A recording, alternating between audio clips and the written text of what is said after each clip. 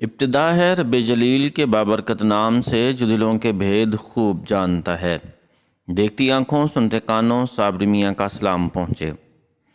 حکیم لقمان نے اپنے بیٹے کو نصیحت کی جس کا نام فاران تھا۔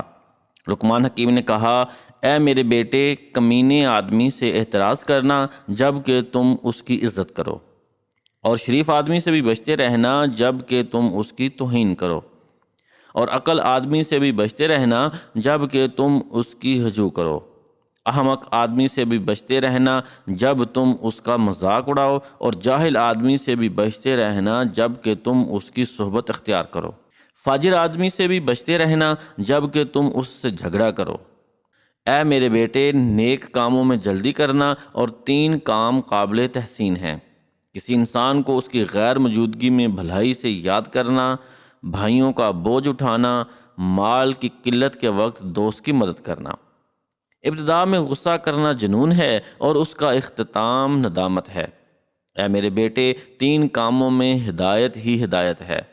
اپنے خیر خواہ سے مشاورت کرنا، دشمن اور حاسد کے ساتھ بھلائی کرنا، بلکہ ہر ایک کے ساتھ بھلائی کرنا۔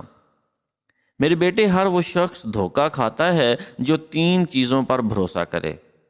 ایسے شخص کی تصدیق کرے جسے اس نے کبھی دیکھا ہی نہ ہو، جو کسی ناقابل اعتبار شخص پر اعتماد کرتا ہو، وہ شخص جو کسی ایسی شے کی تمنا کرے جو اسے مل ہی نہ سکتی ہو۔